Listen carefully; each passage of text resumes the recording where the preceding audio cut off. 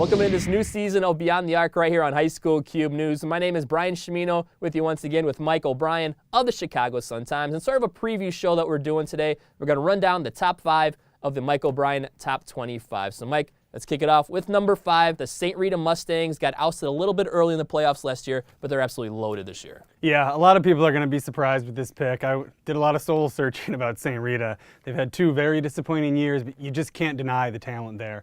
The Matthews brothers, Dominique and Charles in the backcourt. You got the Northwestern commit, Vic Law. They've got all kinds of talent on that team. You know, possible 5 Division I guys in the starting lineup. So they got the nod at number 5. Kind of seems like Vic Law is that recruit that kind of went under the radar with all the news with Jalil and Cliff. Yeah, it's because Vic Law has never done anything in Chicago that anybody's very excited about. He played awesome games last year out in New York City and Massachusetts. And so all the national evaluators saw him really shine, and so he shot up the national rankings. He hasn't had that big standout moment locally, really, to get everybody talking about him. But the fact that he is a Northwestern commit will definitely put a lot more attention on him this season. Vic Law, showtime! Let's move on to number 4 out of the North Suburban Conference Lake Division. Finished second in Class 4A to the Simeon Wolverines. We're talking about the Stevenson Patriots. Jalen Brunson. Step back three-pointer, Jalen Brunson off the board and good. He's the second best guard in high school basketball here, in my opinion. To me, that puts a team almost in the top 25 to begin with. Then you bring back all the experience from last year with Connor Cashaw, Matt Morrissey's back. I mean, that is a team that has everything they need to make a great run. I've definitely not put as many public league teams in the top 5 as a lot of other people will, and it's because of the guards. You look at Morgan Park, you look at Simeon, you look at Curie, they've got the big men, you know, they've got a lot of dynamic talent, but I question the backcourts this early.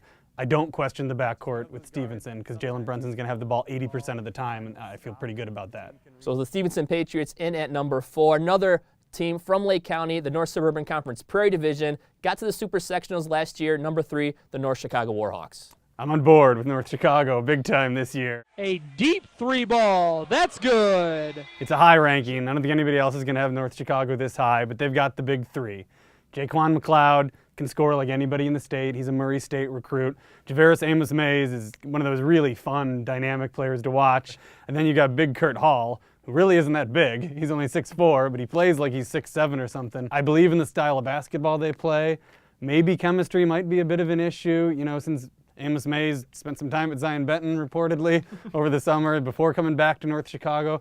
But, man, you really, really have to like just the scoring ability that those 3 have. Tonight. McLeod for 3, got it. Let's move on to number 2 out of the East Suburban Catholic Conference. They got the number 1 point guard in the state by far. We're talking about Tyler Eulis and Marian Catholic. Yeah, Tyler Eulis is the best point guard in the country.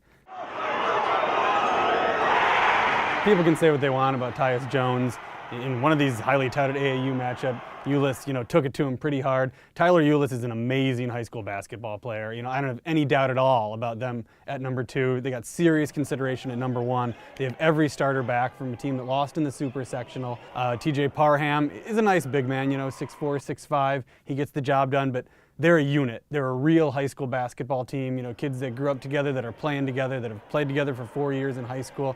To me, they have everything necessary to make a run at a state title. It seems like kind of the haters for Tyler Eulis are the ones that have never seen him play. He's always going to have to prove it just because he's so small, but once you watch him play, it's kind of ridiculous to think you even wondered. I mean, on the high school level, it's crazy. I mean, he is going to give Jalil Okafor and Cliff Alexander every run possible at taking the Player of the Year award. And the number 1 team on the Mike O'Brien Top 25, we're talking about the Whitney Young Dolphins, Jalil Okafor, Miles Reynolds, Paul White. Okafor, he's demonstrated that no matter what, he will get the ball and he will score.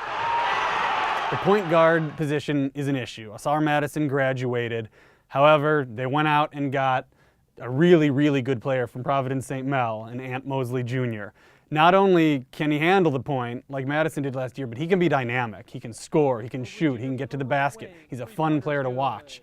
They also picked up Skylar Nash, you know, a really up-and-coming sophomore from De La Salle. He'll add, you know, a whole lot of explosiveness to that offense. And then Miles Reynolds, who really excelled in the shooting guard role once he didn't have to run the point so much, will be out there on the perimeter. And with White and Okafor, I mean, you can't beat a front line like that. Heard a lot of talk from Paul White about how he's tired of this, you know, second option thing, that maybe, you know, he hasn't been enough of a killer on the court. He's saying he's going to go out there and be a killer. And remember, this is the guy that people kind of called the bootleg Jabari Parker before because he could do everything but not as good as Jabari.